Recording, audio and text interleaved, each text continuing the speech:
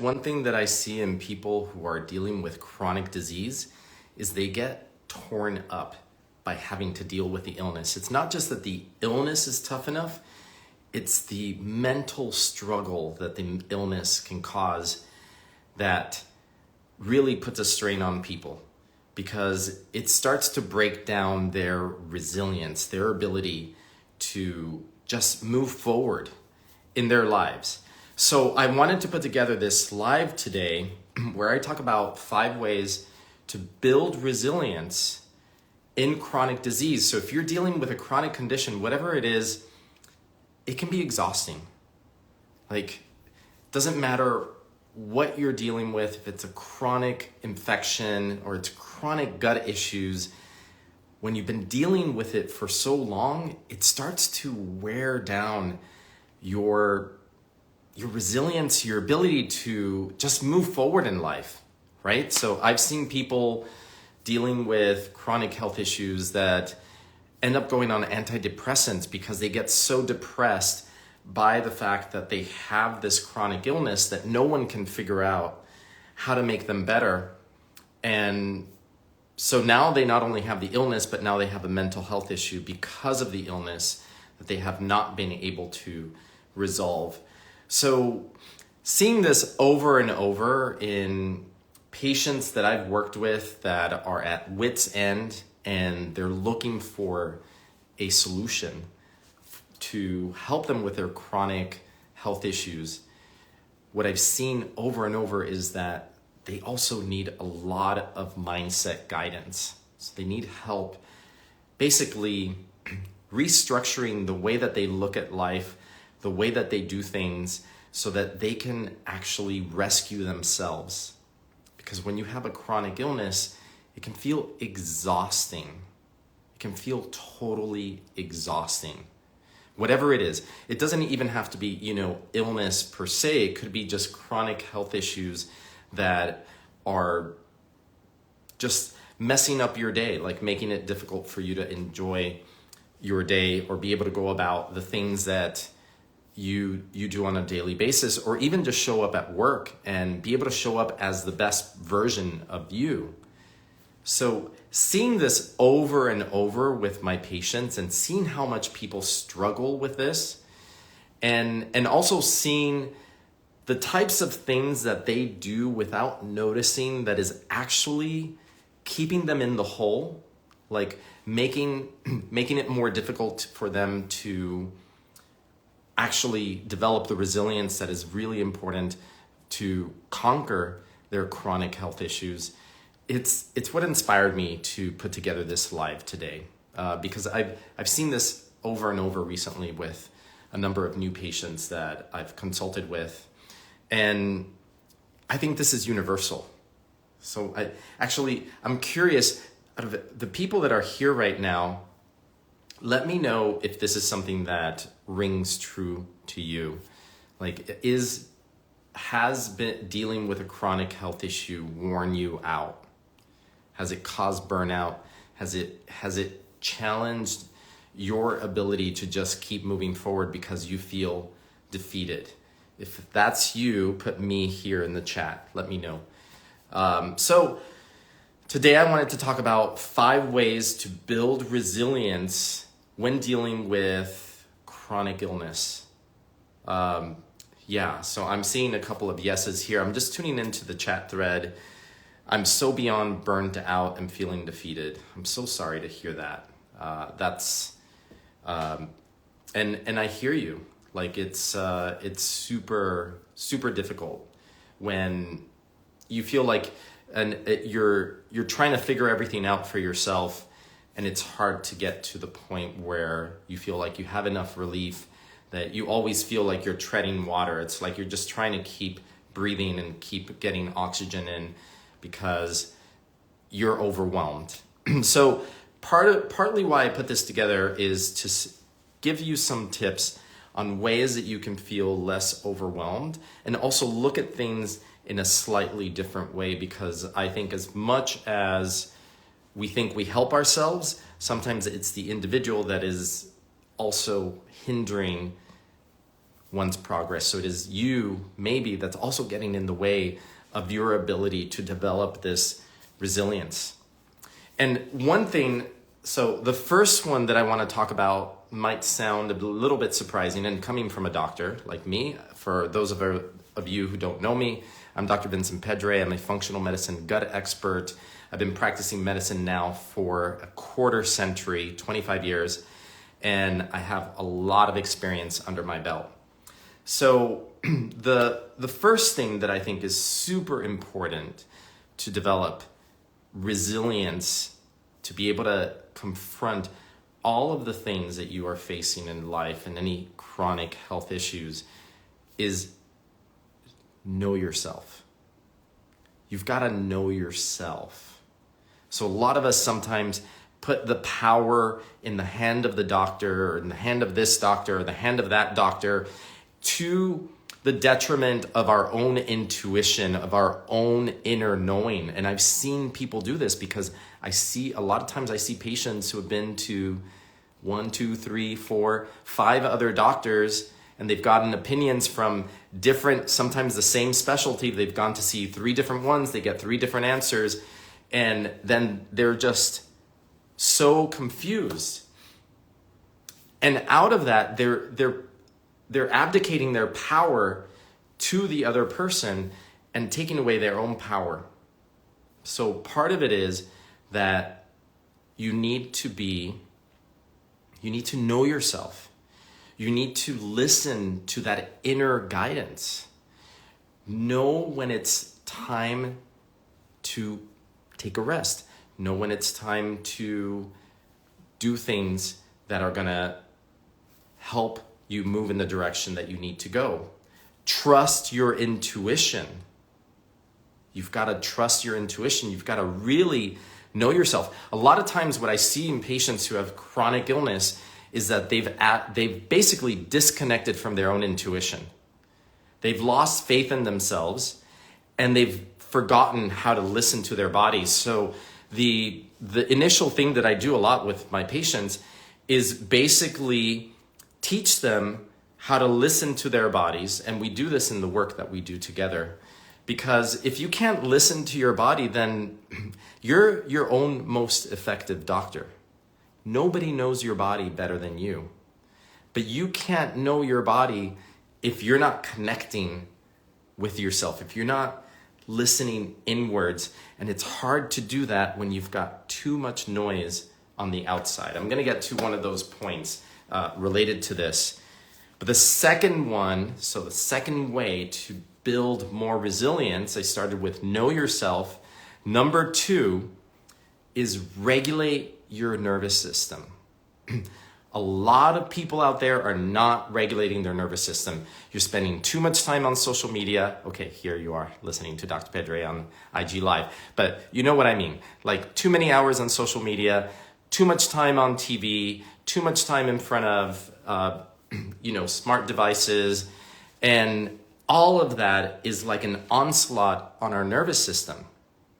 And not enough time practicing techniques that calm the nervous system. I talk about deep breathing. I talk about going out in nature and walking in nature, or just going and sitting in a park. All these things help us regulate our nervous system. And if you're not regulating your nervous system, you are not going to heal, because a stressed out body cannot heal. So you've got to get into that rest and digest and relaxed mode that allows your body to go into the healing phase. And that cannot happen if you're being completely oblivious about regulating your nervous system and staying up late, watching TV too late, or spending too much time researching on the internet, things that are going to rile up your nervous system. So you've got to work on ways to regulate the nervous system. And I always try to meet people where they're at.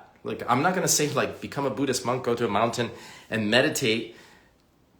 I can do that. I can sit, I can breathe and meditate. For some people, it's hard. Meditation is hard.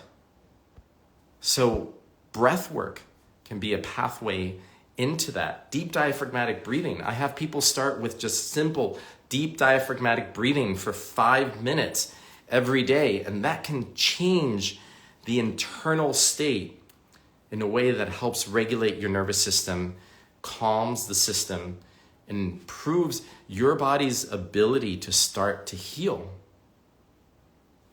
So spending time in nature also, like going out, walking in nature. Nature is a great nervous system regulator. A study was done where they looked at how much time is needed out in nature and what will it do to our cortisol levels. And what they found was that all we needed were 3 days per week, 30 minutes out in nature, and that dropped people's cortisol levels.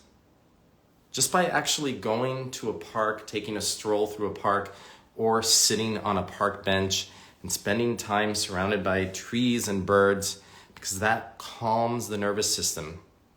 We are biological beings. We are not this smart device. We are not computers. We don't have an on-off switch. We've got a biorhythm, and we've got to tune into that and understand that that's part of the healing process. You have to realize that your body has ebbs and flows. And there are moments when you need to rest. There are moments when you have more energy. And if you don't respect that, then you drive yourself to the ground. And I've seen that with many patients. Sometimes it's hard. Another example is my patients who are mothers. And they give. They put everybody in front of them. They're not even last. They're basically beyond last because they never get to themselves. And so you cannot heal if you don't put your oxygen mask on first. Take care of yourself. At some point, it's not about selfishness, it's about being self-full. You're helping yourself be the best that you can so then you can be present for everybody else that you care for. And that's a very important thing for people to realize as caretakers, because sometimes you can feel guilty if you're giving to yourself because you feel like you're taking away from others. But really what you're doing is you're nurturing your soul in ways that regulates your nervous system so you can be more present, you can be more you can be more of the calm, centered version of you that can be present for everybody else. So I started with number 1, know yourself. Number 2, regulate your nervous system.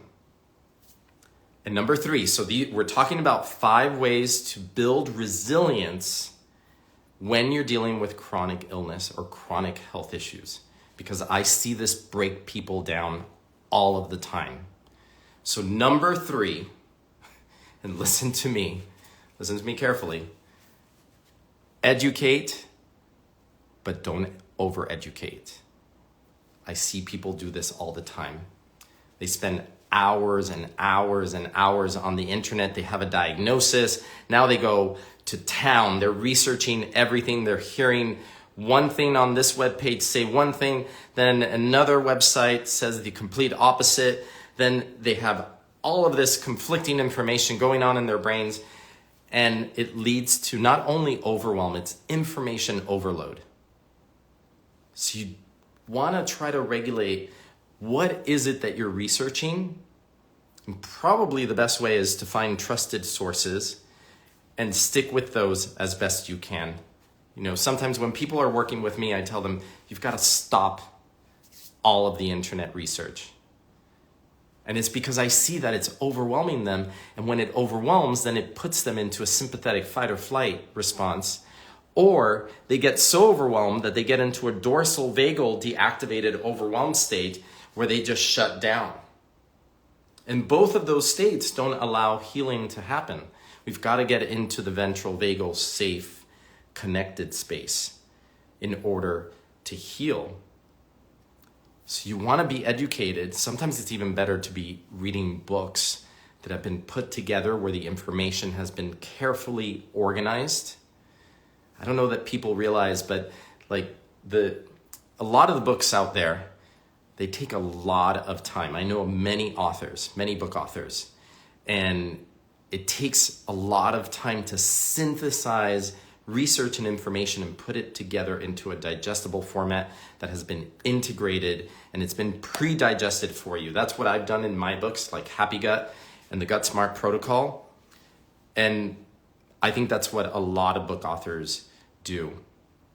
So sometimes a book becomes a better source of information because it's been filtered and organized for you in a way that the internet can't. Because the internet is a free-for-all, and sometimes you're getting a lot of different conflicting advice. So number 3, educate, but don't over-educate.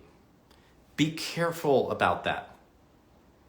Don't be the person every day you're thinking, oh, what if I have this? What if I have that? That was like when we were in medical school and we were learning about all the different diseases, and every week a student would say, oh, I think I have this, or I think I have that, because you're reading about it and then you start picking out the little pieces. The thing is that you cannot replace is experience versus an internet web page that's telling you these are the symptoms of that. But the thing is that it doesn't have the human element yet. We'll see what happens with AI, but it doesn't have the human element that can filter and interpret those things to understand, well, what is significant, what is not significant. What I find is that we can have more than one process happening in the body at the same time. And one health issue can actually have multiple different drivers. And that's why it's so important to work with patients, and the way that I do it is in a holistic fashion, using functional medicine as my foundation, but really mind, body, spirit medicine, looking at the whole person, understanding every piece of what it is that is blocking their ability to heal their bodies. Because it can happen at the physical level, it can happen at the mental, emotional level, and there can also be spiritual level blocks. And that's what I look for. So educate, but don't over-educate yourself. Don't overwhelm yourself. If you're starting to get overwhelmed by spending hours and hours of internet research, then now you're breaking resilience point number 2, which is regulate your nervous system. Now you're activating your nervous system. You're getting into this fight or flight response, and that helps nobody. All right, so those are the first 3. The 4th way to develop resilience so that you can better handle chronic illness, chronic disease, chronic health issues is you're gonna think that this one is a bit off because it's a bit contrarian. But again, it comes from my experience of working with people for a very long time. Forget a positive mindset. So number 4 is forget a positive mindset. And you're probably saying, like, what? Like, isn't a positive mindset everything? Like, if I'm not feeling well, shouldn't I be thinking like, oh, I'm good, like all these positive thoughts? And this is the thing, is that I think sometimes a positive mindset, when you're not feeling positive, can feel forced. And it can actually start feeling a bit false. And you have this discordance between like wanting to see yourself in this positive way, but your body is feeling like crap. So then you're trying to be positive, but inside, you don't feel positive. That's not going to help. So instead of a positive mindset, what I want you to have is a gratitude mindset. Different thing, because we don't want false positivity, but we do want to be in gratitude, even of the simplest things. It could be as simple as, hey, I am grateful that I woke up today and I was able to get out of bed. That might be a huge feat for someone who has a chronic health issue that has kept them in bed most days than not. So you got to look at the smallest little things. It's not about trying to have false positivity. It's about finding the gratitude in the little moments, the little things, because that gratitude then starts to build internal positivity instead of, trying to fabricate positivity where positivity is not felt. So instead, number 4, for building resilience, you want to have a gratitude mindset. And one way that you can do this, and one thing that I've done, and I've actually found this to be really helpful, really helpful, is to journal what you're grateful for. So I've done this. I did this actually over the winter from November, December, January, February, March. Every day I was writing what I was grateful for. And if you're feeling negative inside because your body feels like crap, because you've got chronic health issues, you're either like your digestive system is off, or you feel fatigued, or you're mentally foggy, you can't function in life. So it's very easy to feel like you have a dark cloud over your head. If every day you write down what you're grateful for, it may be the smallest thing, you'll be surprised, because maybe in the beginning it feels a little bit forced, or maybe it's a little bit hard, especially if you've been worn out and you've just been like, you feel like roadkill, like you've just been going at it so hard trying to get healthier and nothing works and you just feel defeated. If you start writing what you're grateful for every day, I guarantee that little by little, you're going to start feeling a shift inside. You're going to start feeling positivity start to arise from you, because that gratitude naturally is going to help you start to see the things that are still good in life, even when some things are not. Because we're always, as adults, managing both good and bad. It'd be great if life could be when we were kids and everything's a fantasy and everything's great and there's no problems, and completely oblivious to the problems in the world, the problems, personal, financial, business, everything. But that's not reality, right? As adults, we've got to manage dual realities, and you've got to not let the negative reality become your primary story. You want the good things to be the primary story. I came to appreciate this when I visited Cuba. Now, if anybody knows, Cuba is a communist country. If you go to Cuba and you go to what they call a market, it looks like a store that was just ransacked because there's a hurricane coming to town. I grew up in Florida, so I've seen that, where people go to the store and they grab everything possible because there's a hurricane coming. Well, that's what a store looks like in Cuba without a hurricane coming. They just have very limited things. The people there know what they're missing, because now almost every Cuban has a family member that lives in the United States and they communicate, so they know what they're missing. But what I found that really struck me about the Cuban people is that they don't make that their reality. So they know what's missing, they know that life is miserable, they know that life is imperfect, but they'll still look out and see like, oh, it's a beautiful day, oh look, the sun is out. How are you? It's so great to meet you. Like, they make the story of their lives not be the negative part. And that's something that's really important, because when I've seen patients with chronic health issues, a lot of times what I see is that becomes the primary story of their lives, and everything else is squished down. There can't be any good because their lives are this. So they focus on what's miserable and they miss the things that are still good. So by writing in a journal your gratitude every day, it starts to shift that, because we're not perfect. It's easier to roll down the mountain. It's easier to have negative thoughts than to have positive thoughts. That takes energy.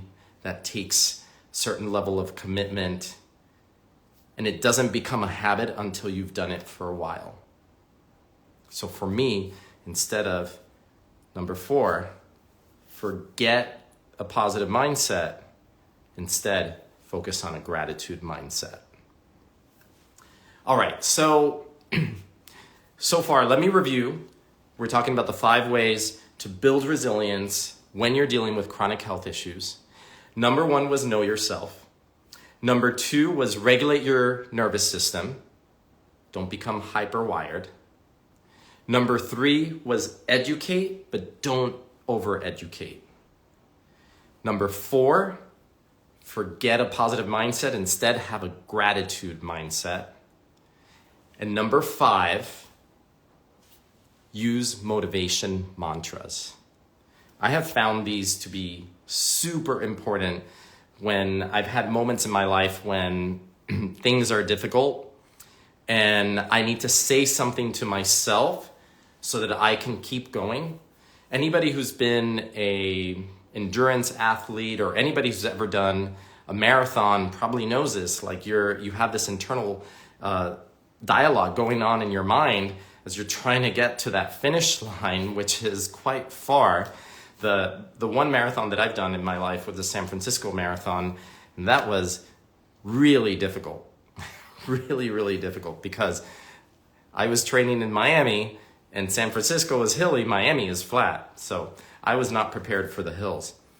So motivation mantra can help you get through those sticking points when you feel like you just can't. And one of them that I like is super simple. It's basically saying to yourself, you can do it. You can do it. You can do it. You can do it. That's it. You just say it over and over.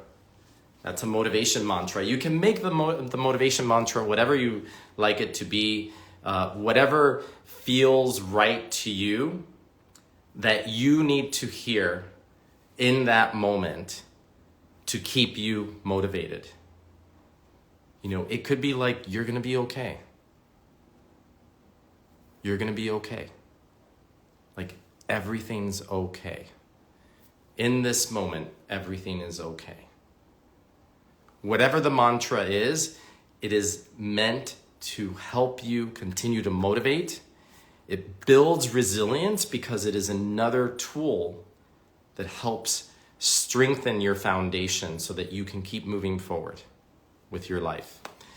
So you want to try to develop a personal mantra, something that feels right for you, or you can adopt the one that I just shared with you, which is so simple. You can do it, you can do it. It's like you speaking to yourself. It could be the opposite. It could be, I can do it, I can do it. I kind of like to speak to myself in the mantra, so I'll say, you can do it. And you can say it in your head or out loud. It doesn't matter. I mean, if you don't mind appearing crazy, but sometimes it's nice to hear it. It depends on how you take in information and what things, what types of senses have the strongest effect for you. So if you might be auditory, it's good for you to say it because then you hearing it is the way that you take your input in. If you can just say it in your head, that's another way. You can say it silently.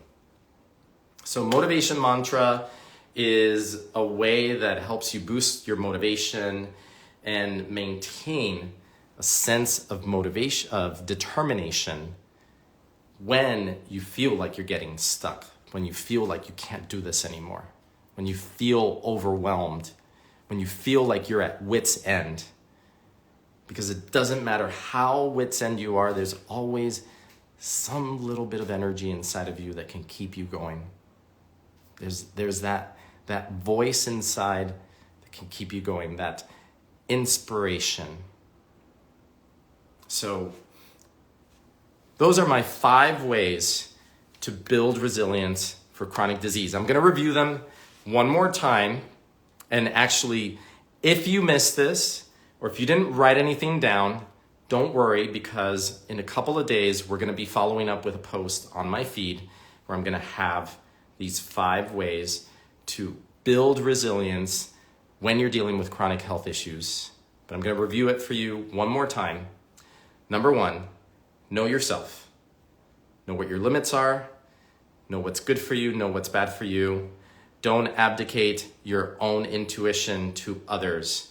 Number 2, regulate your nervous system.